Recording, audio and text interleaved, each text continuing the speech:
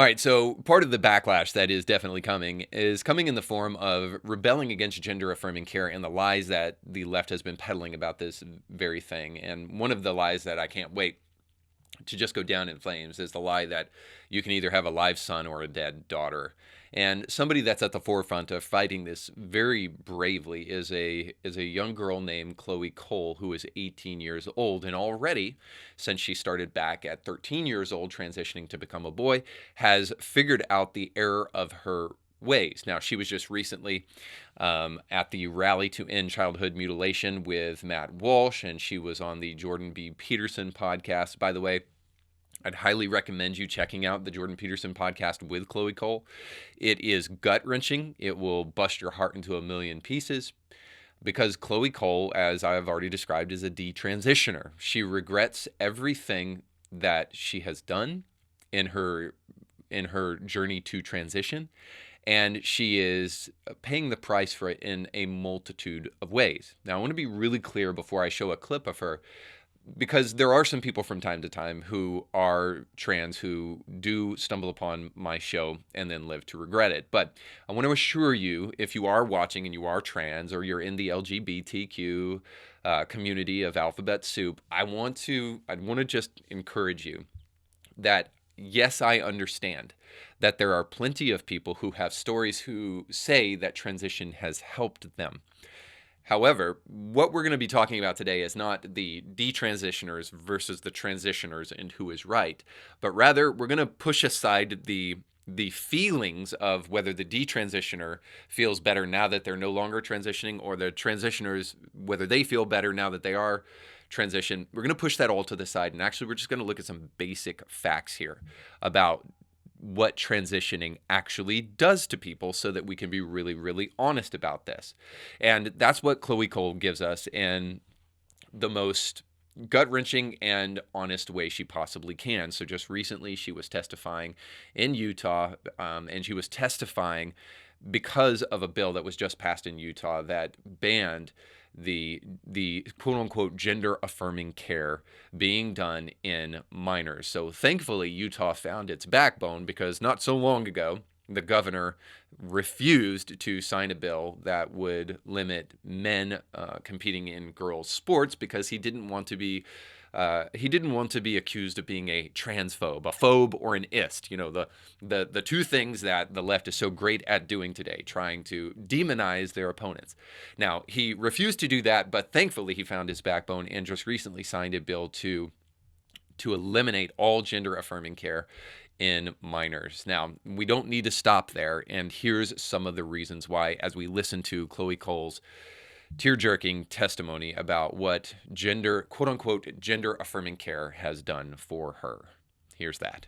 I'm here today to tell you about what has essentially been my own personal hell, which most people would refer to as a childhood. Before I get to that, I want to briefly mention a few things I noticed at the SB 16 hearing last week. I feel deeply for the parents who have children who are struggling with gender dysphoria. My parents also made the mistake of trusting medical professionals as well. My mom and dad sought a solution for my distress, just as any parent should, and I blame the ideologues peddling the pseudoscience and not the parents. All right, so already I want to stop right there. And this idea of trusting your medical professionals. This is something we hear from the Jon Stewarts of the world to the politicians of the world. Whenever anybody comes on to speak about the dangers of gender-affirming care, this is always what we hear, this appeal to authority. Trust the experts. We're going to get to this in a little bit with Francis Collins as well.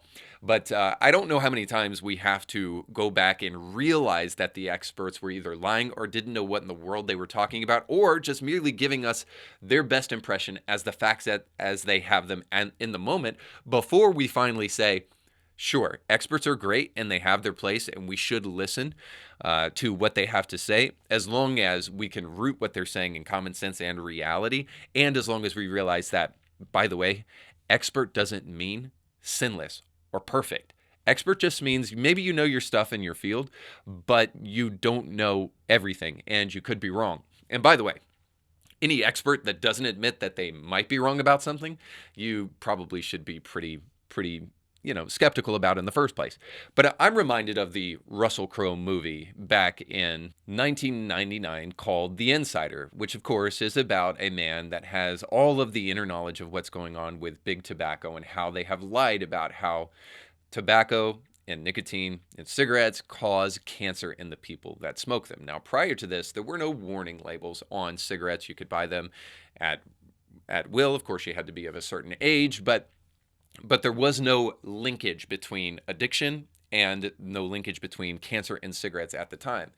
And so, of course, now that's changed. There's a warning label on every single pack. And the reason is that this story, which tries to portray some things that happened in real life, is telling us the story of how big tobacco used much of their funding to try to lobby to make sure that they could sell their wares without any issues whatsoever.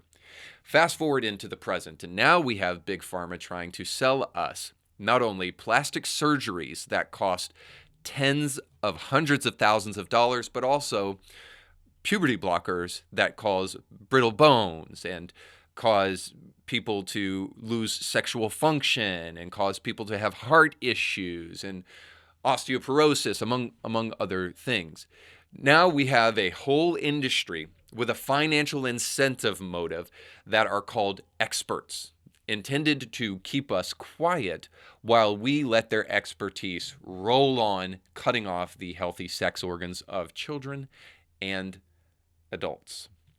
So this idea of expertise has to be offset with the financial motives of the people that are involved, or else we're not actually having a real conversation. We're just being told to shut up. Now, I, as a Christian, am very used to this tactic because this is what's been happening for years in with the Christian right. You're too judgy, and you don't need to be hypocritical because you've got sin in your life too, as though the existence of sin in my life or the fact that I am pointing out sin in others' lives is somehow a factor that should keep me from being honest about the facts on the ground.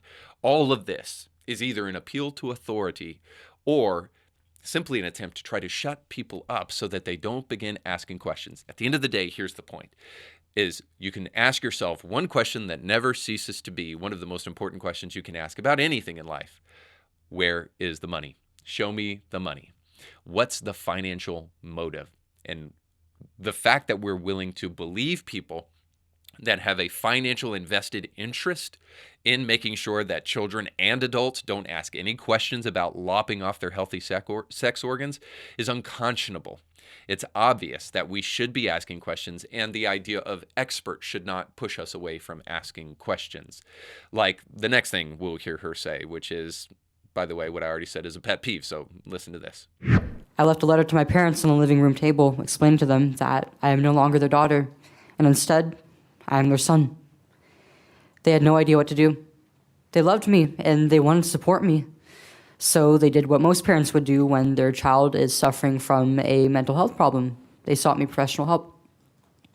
And that was the biggest mistake that they made, and many parents make around the world. These are not doctors, but liars. I was not suicidal. My doctors didn't hesitate to coerce them into medicalizing me with cross-sex hormones, citing faulty suicide statistics that don't sound like anything scientific. They asked them a very simple question. Would you rather have a living son or a dead daughter? Yeah, so this is the thing that drives me insane here. This is nothing more than blackmail and extortion. Would you rather have a living son or a dead daughter? Because very often the people who talk about this thing are not going to quote you statistics, and not real statistics, because frankly, there aren't a whole lot of them, because we just now started experimenting on kids as guinea pigs. So they won't talk to you about statistics and things like that. What they will actually do is they will use tricks like, would you rather have a living son or a dead daughter? Now, this, of course, is meant to emotionally blackmail people into making a decision that is not in their best interest. So whenever stats are typically given on this thing, they're typically obfuscated, or the full story is not really given, or this emotional tactic is used. Now, this emotional tactic is understandable because people are fallen creatures. But when we're talking about children especially, that's when we have to draw the line somewhere, which is where we get kind of to the heartbreaking aspect of Chloe Cole's testimony and her story. And we're going to hear when she first started to transition at 13 years old right here. I was referred to an endocrinologist who didn't want to put me on blockers because he was worried about how it would affect my brain development. My so-called gender specialist simply referred me to another who would immediately affirm and prescribe blockers and cross-sex hormones when I was only 13 years old. This endocrinologist asked a 13-year-old girl, "Are you aware that you may experience atrophy of the vagina and that these treatments may affect your ability to have children as an adult?" As if a 13-year-old girl could possibly imagine what she'd be agreeing to. I didn't understand that this decision would permanently impact my overall health. The puberty blockers left me feeling dead inside, and I could not wait to get off of them. It's basically menopause for children.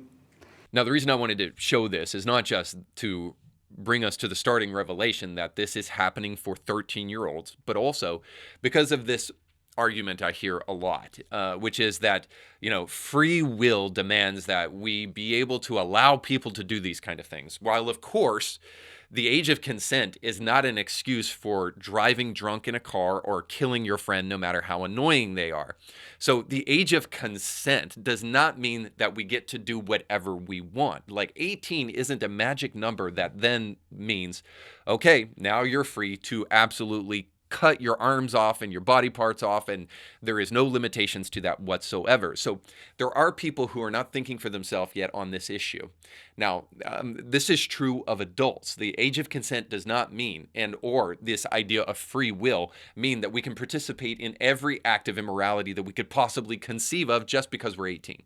Obviously, that's ridiculous. Now, how much more when we find ourselves doing this in the mind and in the head of a 13-year-old. Chloe Cole is great because she's showing us that this is not only happening, but she's reminding us of something that we've completely forgotten in the modern era, apparently, which is a 13-year-old does not have the power of consent. Consent is a lie for kids at that age. They have no idea what they're consenting to. In fact, 13-year-olds are much more likely to do the logical fallacy of something we've kind of already illustrated before, which is why these experts are doing it.